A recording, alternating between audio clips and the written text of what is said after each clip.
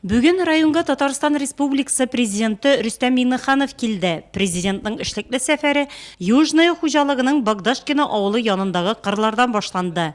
Рүстәм Миңнеханов комбайнчылар белән аралашу барышында эш шартлары ашату белән кызыксынды. Настроение как?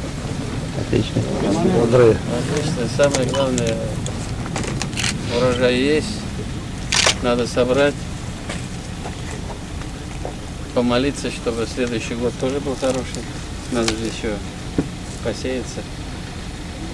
Кормят, что ли, вас? Нормально? Нормально. Әлеге хужалыкның көзгө будай 49 комбайн инде. Комбайнчылар арасында 1000-нән артык тонна икмәк суктырып алучылар да шактый. Кул алмашлары яшьләр. Президент яшь кадрларның үсеп килүенә басым ясый. Нечаянно класста укыйсың? 10-й. Вот, молодцы. Шунда ук басуда Рүстәм Миңнеханов авыл хуҗалыгы формированиеләре, учреждениеләр җитәкчеләре, райондагы авыл җирлекләре башлыклары белән аралашты. Район башлыгы Равил Кузюров районда урып җыю эшләренең барышы турында тулы мәгълүмат җиткерде. Уборочная страда ведется пока на сегодняшний день состояние по зерновым 35 тысяч гектаров с половиной. В том числе у нас 4 тысячи гектаров это кукурузное зерно, уже убрано около 70% площадей. Средняя урожайность по району составляет на сегодняшний день 38,7 центнеров с гектара. Бүгінгі көндә республика халкын тулысынча үзендә җитештерелгән югары сыйфатлы авыл хуҗалыгы продукциясе белән тәэмин итә ала.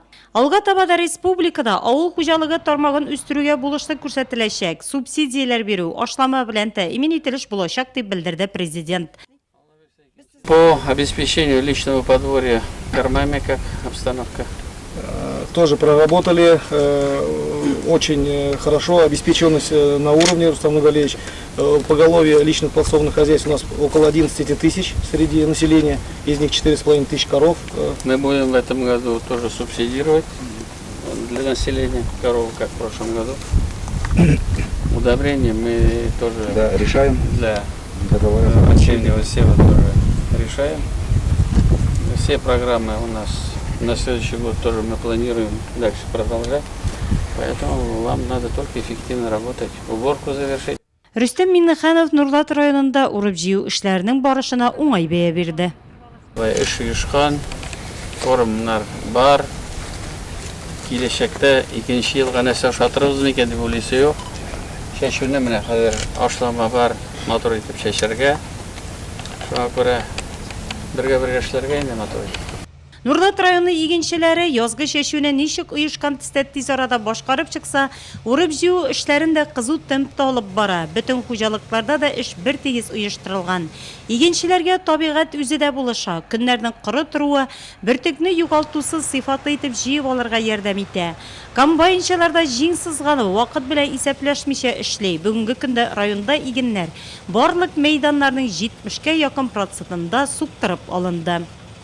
Уңыш бик әйбәт, һава торышы эшләргә ирек бирә, техника җитә, көн кызу түгел.